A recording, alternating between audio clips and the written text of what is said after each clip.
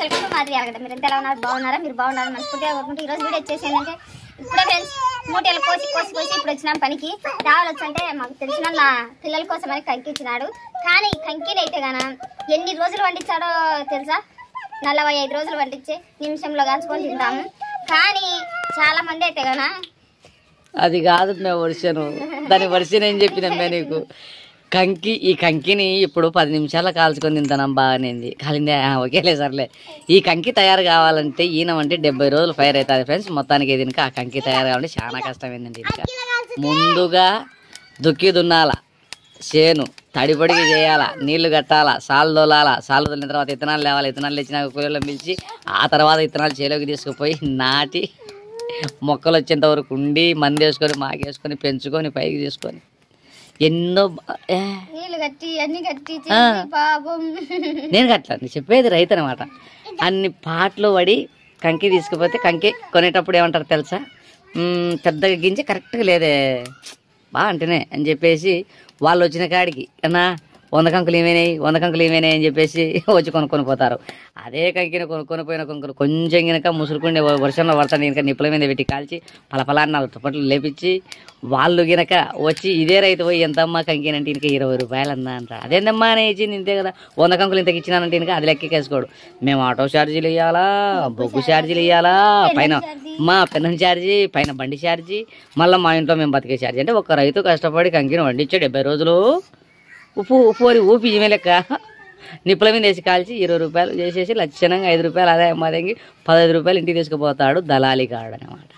ఇట్లన్నీ friends మొత్తానికి తినక ఓ కంకి, ఓ రైతు, ఓ బొగ్గు.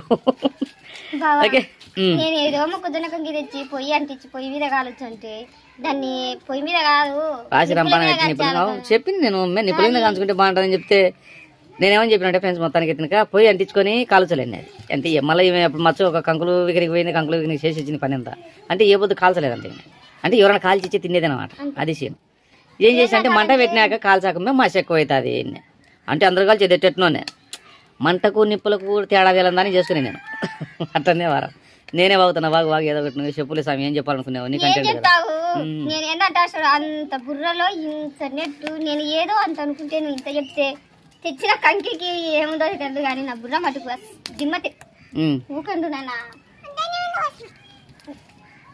ఓకే అబ్బా మొత్తానికి అయితే కనుక ఇట్లాంటి మంచి మంచి వీడియోలు వచ్చినాయి ఉంటాయి. మాకైతే కనుక చాలా బాగా చెప్పాలంటే కనుక వాస్తవంగా అయితే కనుక ఇది మీ టౌన్లో అయితే కనుక ఈ కంకి 20 రూపాయలు, 30 రూపాయలు, 50 రూపాయలు కూడా కొనుక్కుంటూ ఉన్నారు. వాస్తవంగా అయితే కనుక మాకైతే కనుక రైతులు అటు చేల కాడికి పోయారంటే పిల్లలు నేర్చున్నాయి అనుకో టక్కున పాపం చటక్కని తీసుకుని ఇసుకుపోమ్మా ఎందుకు ఏడ్చారు పిల్లలు అని చెప్పేసి ఇవ్వడం జరుగుతుంది. అవే కాదు ఒక టమాటో చెట్లున్నాయి, సుక్కుడు చెట్లుని, బీరకాయ చెట్లుని, బెండకాయ చెట్లుని ఏవన్నా కానీ మొత్తానికి పంట వింటొచ్చంటే కనుక తీసుకుపోనీలే ఏదో అంటారు. మా సామెతలు కూడా వచ్చారు మా వాళ్ళు. ఎట్టంటే పిలిచి పెట్టలేకపోయినా కానీ దావని నడిచేటప్పుడు కనీసం చేనుకెట్ట బట్టి 4 చెట్లని ఏమన్నారంట అని వాళ్ళు అంటే వాళ్ళే కూడా పడుతుంటారు, వాళ్ళే అనుకుంటారు.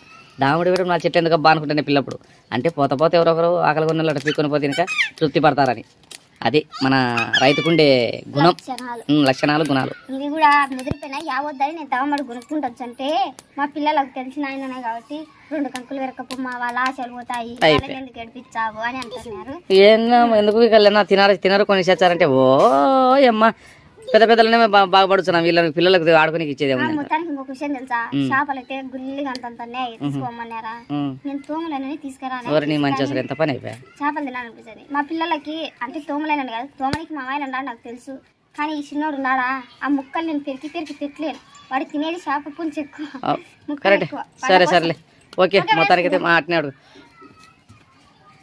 మొత్తానికి అయితే మా మొక్కజొన్న కండలు రెడీ అయినాయి. ఓకే తిననీకి రెడీ వెళ్దాం. అన్నాడు వాళ్ళిద్దరు పోయి తింటారు రెడీగా.